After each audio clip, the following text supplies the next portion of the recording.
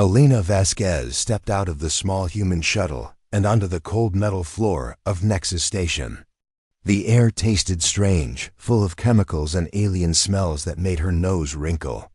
She carried only a small black bag and wore a simple dark uniform with no symbols or decorations. Her brown hair was pulled back in a tight bun, and her dark eyes looked calm and alert. Around her, the massive space station buzzed with activity. Nexus Station was the biggest meeting place in the galaxy. A huge metal wheel spinning slowly in space. Ships from hundreds of different worlds docked here every day. Today was special, though. Today would decide what happened to the human race. Elena walked through the busy corridors and saw creatures she had only read about in reports. The Krathari towered over everyone else, standing nearly 10 feet tall. Their bodies looked like they were made of living crystal, with sharp edges that caught the light. When they moved, their crystal skin made tiny ringing sounds like wind chimes. Their leader, War Prime Thax, stood near a viewing window. His crystal body glowed with a deep red light that meant he was angry or excited.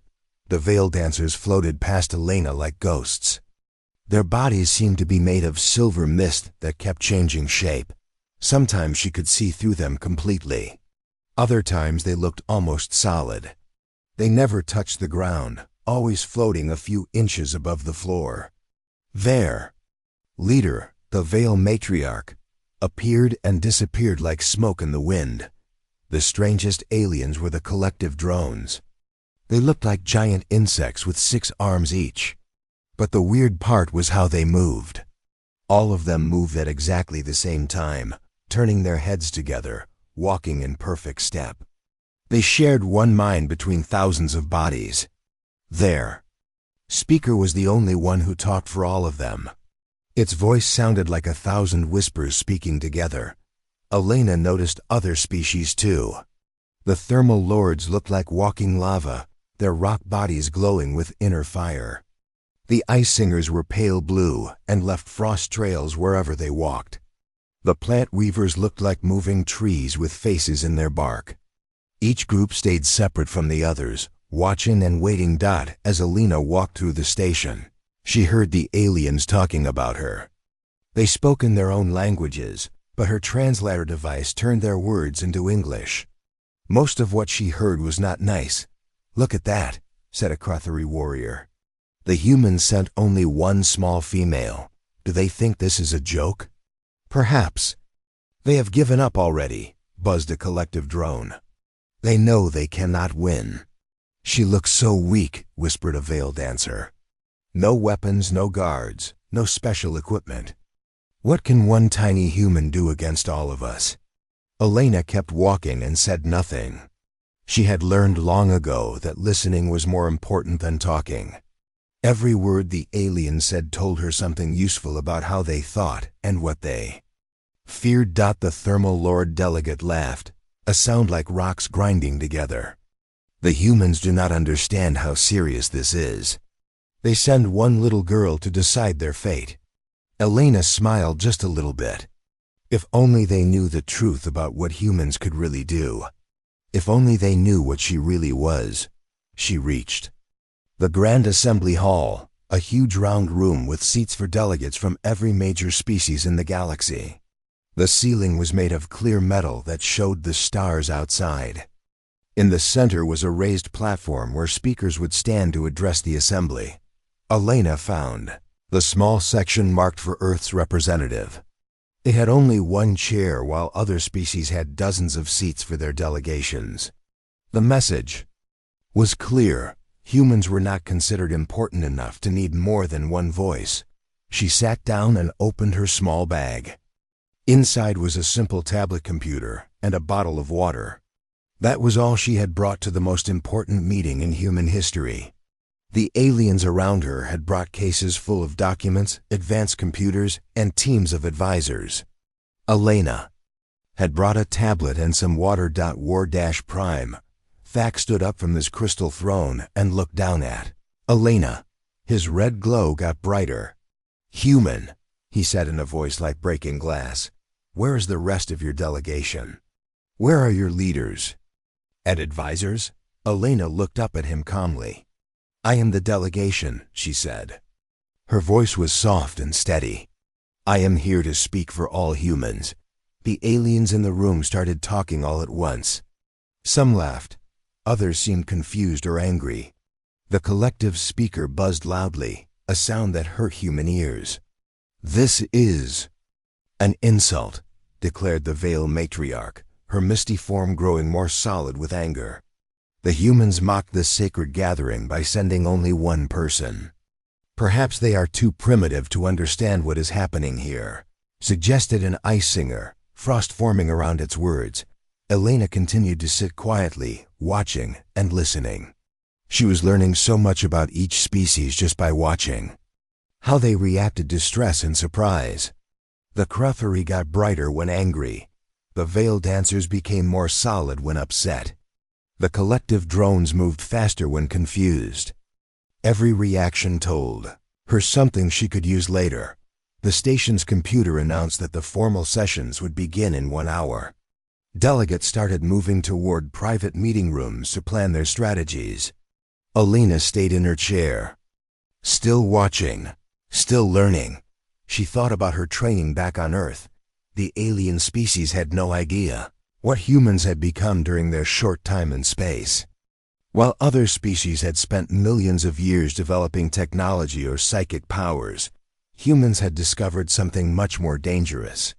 They had learned to understand minds, any mind, alien or human. Elena was a negotiator, one of the most secret and powerful weapons humanity had ever created. She could read faces, voices, and body language like other people read books. She could find the hidden fears and desires that drove any thinking creature. She could plant ideas so carefully that her targets would think the thoughts were there. The other species thought they were judging humanity today. They had no idea that humanity was judging them right back. And Elena was already learning everything she needed to know to win. She closed her eyes for a moment and remembered her orders from Earth Command. Make them understand that we are not prey, her commander had said. Show them what humans really are. Elena opened her eyes and smiled. The aliens thought they were about to cage a harmless species. Instead, they had just invited humanity's most dangerous predator into their home. The real negotiations were about to begin. The Grand Assembly Hall filled with delegates as the formal session began. Elena sat in her single chair while hundreds of alien representatives took their places around the circular room. The air hummed with translation devices working to turn dozens of languages into sounds each species could understand. High Chancellor Zephyr, a tall gray creature with 4 arms, called the session to order. His species, the Arbiters, had run Nexus Station for thousands of years. They were supposed to be neutral, but Elena could see the slight curve of his mouth that meant he was already against humans. We gather today to decide the fate of the species known as humans, Chancellor Zephyr announced. His voice echoed through the hall. These creatures have spread to over 50 worlds in less than 100 years. They multiply fast and take resources from planets without asking permission from the older species who were there first. Elena made a note on her tablet. The Chancellor was trying to make humans sound like a disease that needed to be stopped. This was not going to be a fair trial. War Prime Fac stood up first. His crystal body was now bright orange, which meant he was ready to fight. When he spoke, his voice made the air vibrate. The humans are too dangerous to be allowed freedom in the galaxy, he declared. They fight wars constantly. Even now, they fight each other on their own worlds. They make weapons that can destroy entire planets. They are violent by nature and cannot be trusted. Other Cratheri warriors in the audience rang their crystal bodies together in agreement. The sound was like 100 bells ringing at once. The veiled matriarch floated up from her section. Her misty form sparkled with silver light as she spoke. The humans are mentally unstable, she said in a voice like wind through trees. Their minds change constantly. They feel too many emotions too strongly. One moment they love, the next they hate. They cannot control themselves. How can we trust such creatures with the freedom of space? Elena watched the matriarch carefully. The way her mist swirled faster when she talked about emotions told Elena something important.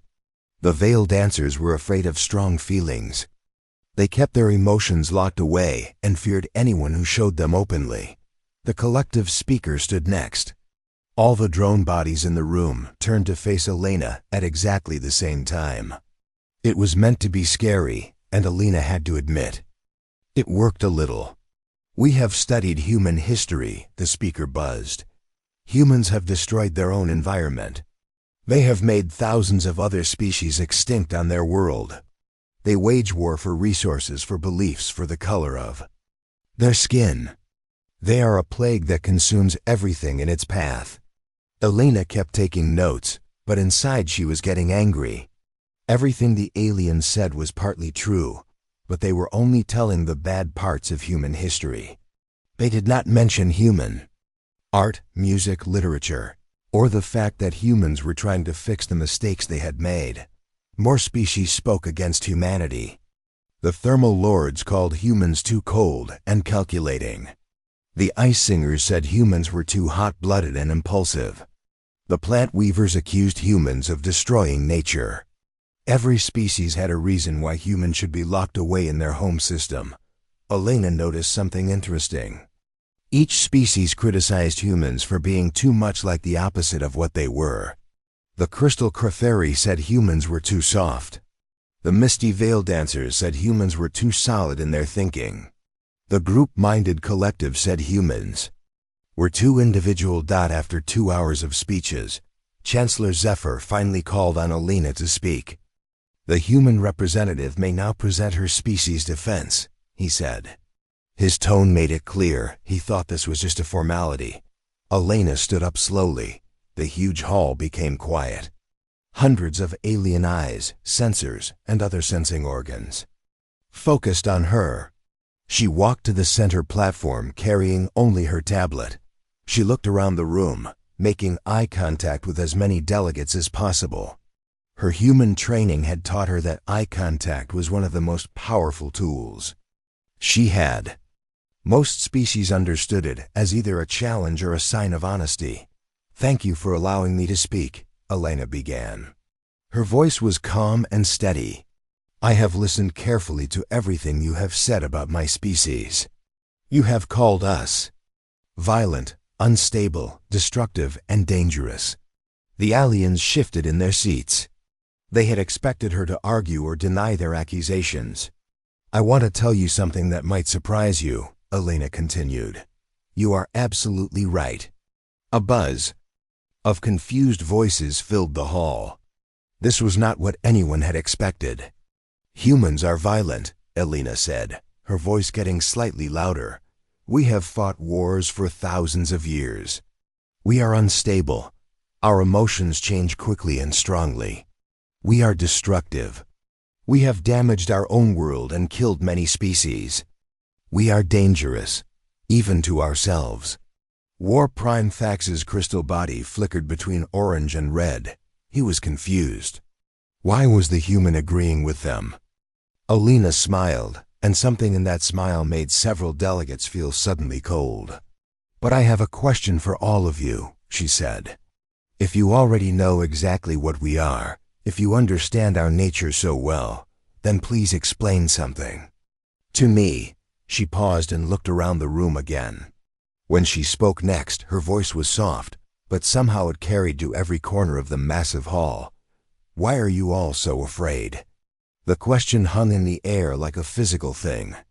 Elena could see the effect it had on the delegates. The Crathery dimmed slightly. The veil dancers became more solid. The collective drones stopped moving in perfect unison for just a moment. "You have superior technology," Elena continued. "You have psychic powers. You have been traveling space for millions of years, while we have barely been out here for a century. You outnumber us thousands to one. Your civilizations are older, wiser, and more advanced than ours." She took a step closer to the delegates. "So why," she said, "are you all working together to stop us? Why do you need a trial to decide our fate? Why not just ignore us until we grow up and become civilized like you?" Elena could see that her questions were hitting their targets. The aliens were starting to realize that their own actions proved they saw humans as a real threat. "I think I know why you are afraid," Elena said. "You are afraid because deep down, you know that all your technology and all your power cannot protect you from the one thing humans do better than any species in this galaxy." She paused again, letting the tension build. "You are afraid because humans understand you better than you understand yourselves." The hall erupted in angry voices, but Elena could see the fear behind the anger. She had planted a seed of doubt in their minds, and she was just getting started. Chancellor Zephyr called for order, but Elena was already walking back to her seat. She had said what she needed to say. Now she would let them think about it, while she prepared for the next phase of her plan. The real psychological warfare was about to begin. The assembly hall buzzed with nervous energy after Elena's unexpected speech. Chancellor Zephyr called for a break, and delegates gathered in small groups to whisper among themselves. Elena remained in her seat, calmly sipping water from her bottle while watching the aliens around her. She could see the doubt in their movements now. The Creferi warriors were no longer glowing as brightly. The veil dancers kept solidifying and becoming mist again, like they could not decide which form felt safer. The collective drones were moving just slightly out of sync with each other. Elena opened her tablet and began typing.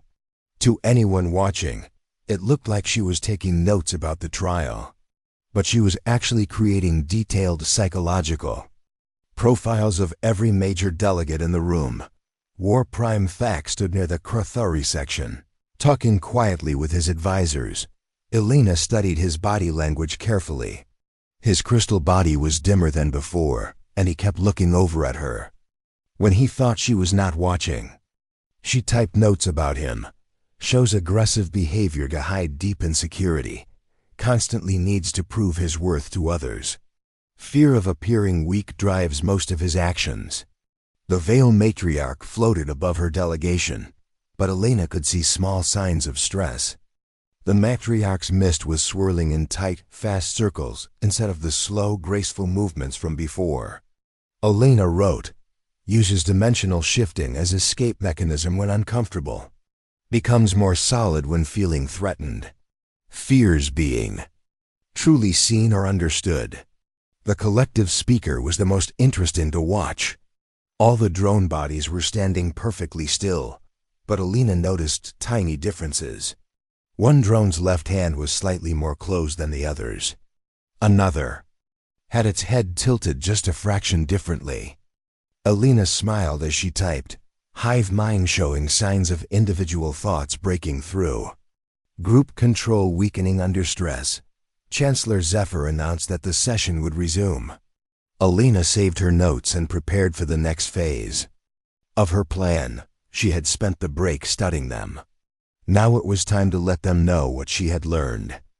"The human representative has requested time to present evidence," Chancellor Zephyr announced. "You have 30 minutes. Elena stood and walked back to the center platform. This time she carried her tablet with her. She connected it to the hall's display system, and a large holographic screen appeared above the platform. "Thank you," Elena said. "I would like to share some information about human abilities that I think will interest you all." The first image that appeared on the screen was a simple chart showing human brain development. But Elena was not really interested in teaching them about human biology. She was watching their reactions to see who paid attention to what parts.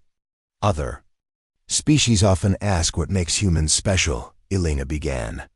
"You have superior technology. You have psychic powers. You live longer than we do. You are stronger and faster than we are. So what could humans possibly offer to the galactic community?" Elena clicked to the next slide. It showed images of human faces displaying different emotions. "The answer is simple," she said. While your species spent millions of years developing external tools, humans developed internal ones. We became experts at reading minds. War Prime Thax made a sound like breaking crystal. Humans have no psychic abilities, he declared. We have tested this. Elena smiled at him. You are absolutely right, War Prime. We cannot read thoughts directly like some species can. But we can do something much more useful. We can read the patterns that reveal what someone is thinking. She clicked to a new slide showing video recordings of various alien species. For example, Elena said, looking directly at Thax, I can tell that you are feeling uncertain, right? Now because your crystal body has dimmed by approximately 15% since I started speaking. When Crethori feel confident, they glow brighter. When they feel doubt, they dim. You also keep shifting your weight from your left foot to your right foot every 12 seconds. This is a Crethori stress behavior that shows internal conflict. Thax's body dimmed even more as Elena spoke. Several other Crethori in the audience looked shocked that a human knew such details about their behavior. Elena turned to the Veil Matriarch. Your people phase between dimensions when you want to escape uncomfortable situations. Right now, you are becoming more solid because my words are making you feel trapped. Your mist is spinning faster, which means you are experiencing anxiety. The matriarch's form became completely solid for the first time since Elena had arrived at the station. Her face showed surprise and fear. And you, Elena said, looking at the collective speaker, are the most interesting of all. Your hive mind is supposed to be perfect unity, but I can see at least 17 individual personalities trying to break free right now. The drone in Section 3 keeps moving its left hand differently from the others. The one in Section 7 has its head tilted at a unique angle. Your perfect unity is actually perfect fear of being alone. The speaker's buzzing voice became higher and more frantic. This is impossible. You cannot know these things. Elena clicked to another slide. This one showed detailed behavioral analysis charts for every major species in the room. These are psychological profiles I created just by watching you during today's session, she said.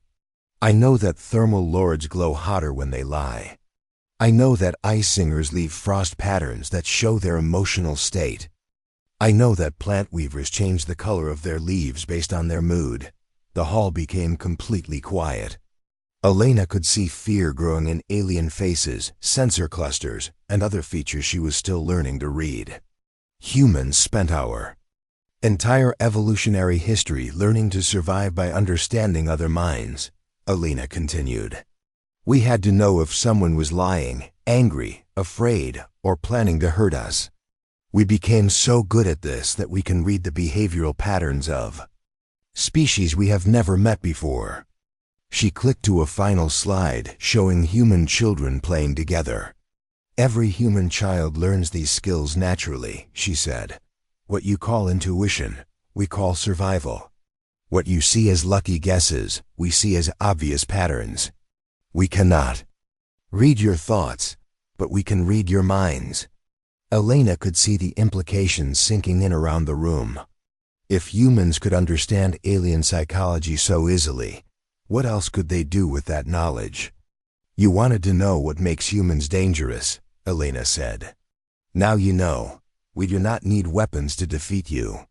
We do not need superior technology. We just need to understand what you are afraid of, what you want, and what you believe. And we can learn all of that just by watching you. She walked back toward her seat, leaving the aliens to process what she had told them. You came here today thinking you were judging us, Elena said as she sat down. But we have been studying you for decades. We know more about your species than you know about yourselves. Elena opened her water bottle and took another sip. Around the room, delegates were looking at each other with new fear and suspicion. They were beginning to understand that humanity's most dangerous weapon was not violence or technology. It was understanding. The assembly hall felt different now. Where before there had been confidence and authority, now there was uncertainty and fear. Elena could see it in every movement, every gesture, every small sound the aliens made.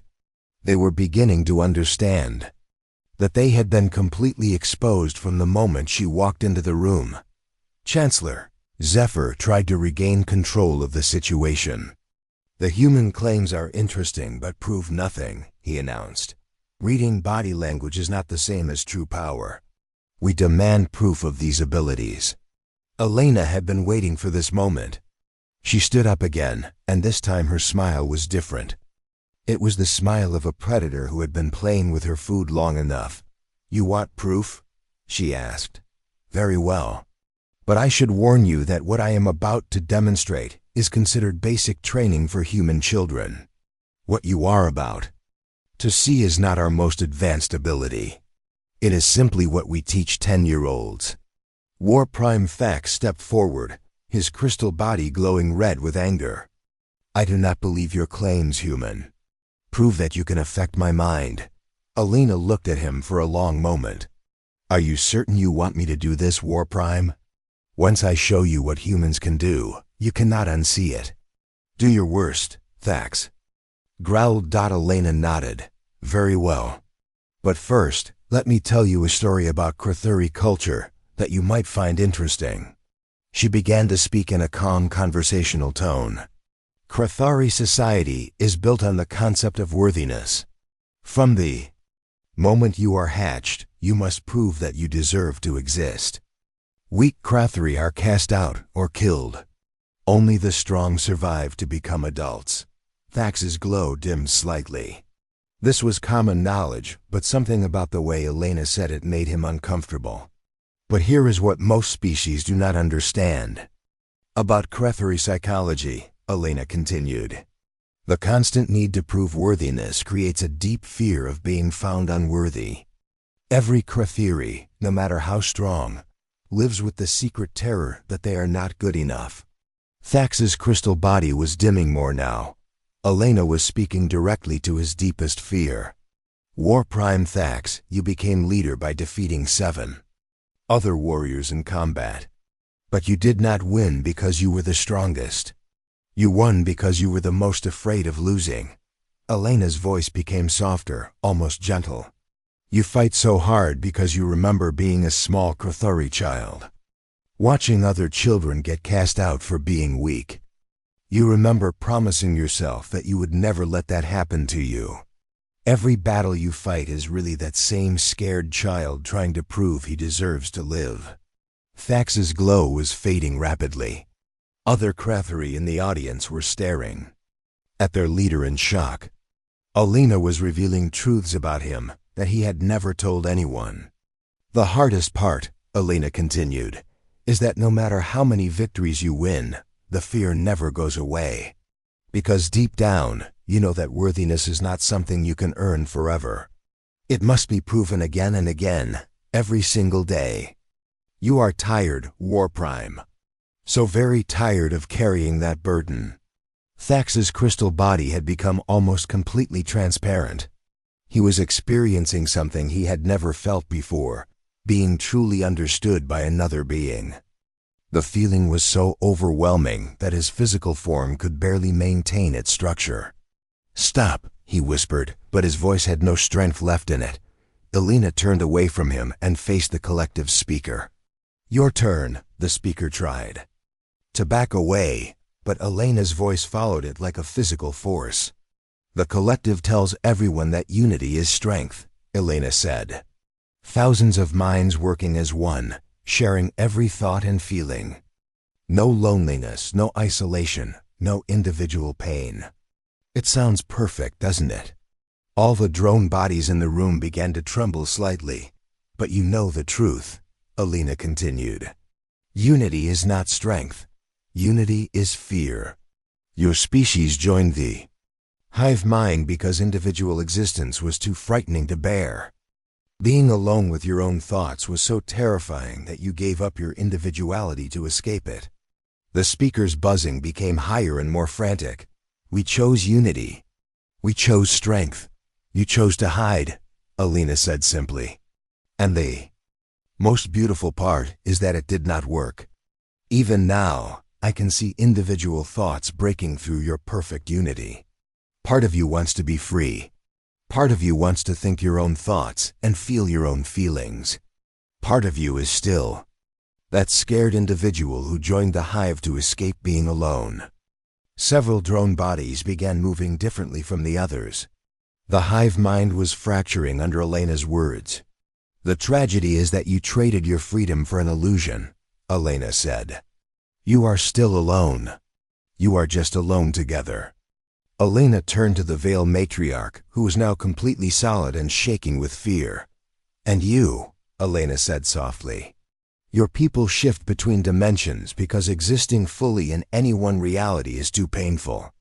You have seen too much, experienced too much loss and pain across multiple realities. So you learn to exist partially, never fully committing to any one dimension. The matriarch tried to phase back into mist form, but she could not. Elena's words were holding her in place. But existing between dimensions means you never truly exist anywhere, Elena continued. You cannot form real connections because you are never fully present. You cannot experience real joy because you are always partly somewhere else. You thought you were protecting yourself from pain, but you were actually protecting yourself from life. Elena looked around the room at all. The aliens who were now staring at her in terror and awe. This is what humans do, she said. We see you. Not just your actions or your words, but who you really are underneath everything you use to protect yourselves. We see your fears, your hopes, your pain, and your dreams. And once we see you, we can help you or hurt you in ways you never imagined possible. Chancellor Zephyr was shaking now. What do you want from us? He asked. Elena smiled. That is the wrong question, Chancellor. The right question is, what do you want from yourselves? Because now that you know what humans can see, you have to decide what you are going to do about it. She walked back to her seat, leaving the entire assembly in stunned silence. War Prime Fax was sitting on the floor, his crystal body barely visible. The collective drones were moving in random patterns as individual personalities fought for control. The Veil Matriarch was solid and weeping. Alina had not just demonstrated human abilities. She had performed psychological surgery on the most powerful beings in the galaxy, showing them truths about themselves they had spent lifetimes trying to hide, and this was just the beginning. The Grand Assembly Hall was completely silent. Elena sat in her single chair, calmly drinking water while the most powerful beings in the galaxy tried to recover from what she had done to them. War Prime Fax was still on the floor, his crystal body so dim it was almost invisible. The collective drones were moving in chaotic patterns as individual minds fought against the hive. The Veil Matriarch sat solid and still, tears flowing down her face. Chancellor Zephyr tried to speak several times but could not find words. Finally, he managed to say, what are you? Elena stood up slowly. When she spoke, her voice was gentle, almost kind. I am exactly what I told you I was. I am a human. Nothing more, nothing less. She walked to the center platform one last time. Around the room, delegates shrank back from her as if she were carrying a deadly weapon. You asked for proof of human abilities, Elena said. I have given you that proof. But I want you to understand something important. What you have seen today is not special. What you have seen is normal. She activated her tablet and a new image appeared on the screen. It showed a simple classroom on Earth with human children sitting at desks. These are 10-year-old human children learning basic psychology in school, Elena explained. By the time they graduate, each of them will be able to do what I just did. To your leaders, this is not advanced training. This is elementary education. The aliens in the room made sounds of fear and disbelief. Elena continued, you wanted to know why humans are dangerous. Now you understand. We do not need weapons to defeat you. We do not need to be stronger or faster or smarter. We just need to talk to you." Elena clicked to another image showing a human teenager.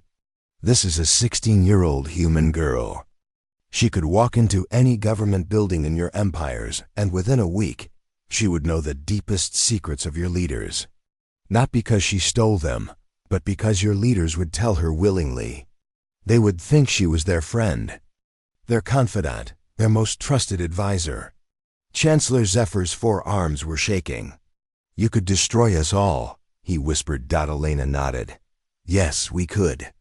We could turn your species against each other. We could make your leaders doubt themselves, until your governments collapsed. We could convince your people that their enemies were their friends, and their friends were their enemies. We could remake your entire galactic civilization, and you would thank us for doing it." The hall erupted in panicked voices. Delegates began shouting demands for human isolation, for immediate action, for protective measures. Elena let them shout for a few minutes before raising her hand for silence. "But we will not do those things," she said simply. The shouting stopped. Every being in the room stared at her. "Humans could have conquered this galaxy already if we wanted to," Elena continued. "We have been studying all of you for decades.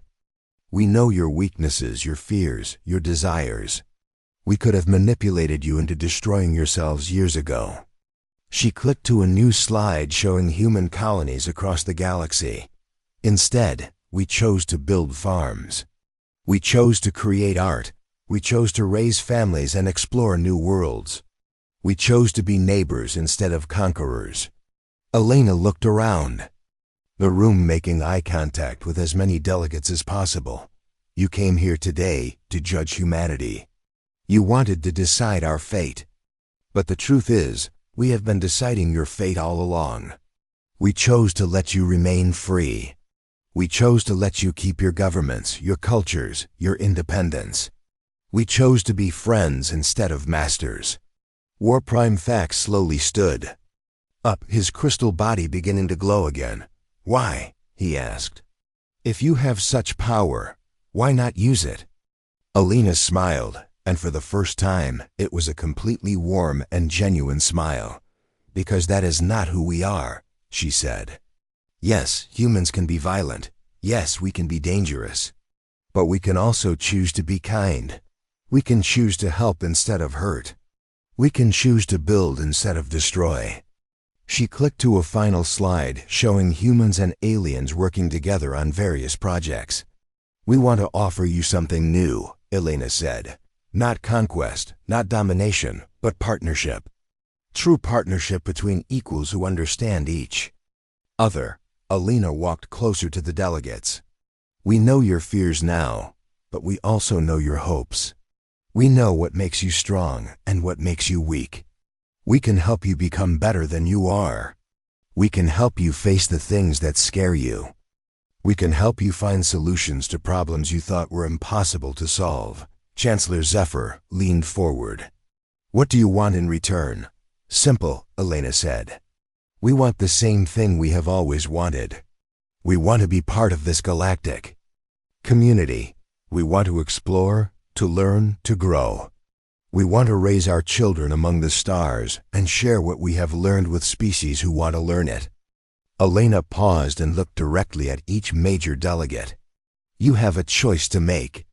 You can try to cage us, knowing that we will eventually escape and that we will remember how you treated us.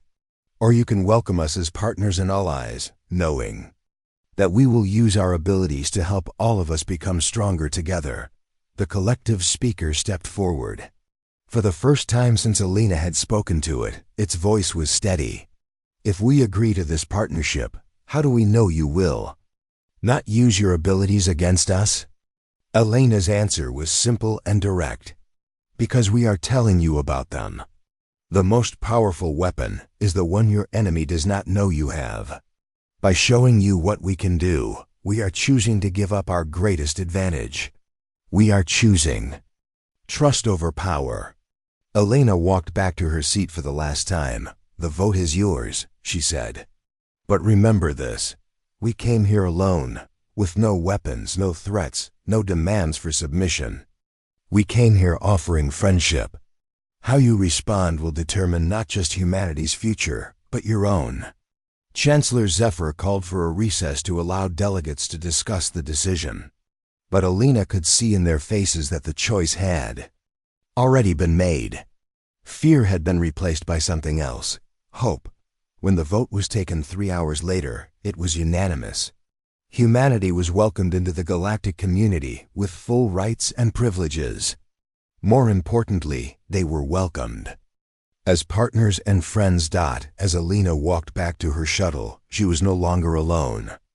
Delegates from dozens of species walked with her, eager to learn about human psychology, human culture, and human friendship. The galaxy had learned that his greatest weapon was not violence or technology. It was the ability to see others clearly and choose compassion over conquest. Alina smiled as her shuttle left Nexus Station. She had walked in alone, but humanity would never walk alone again.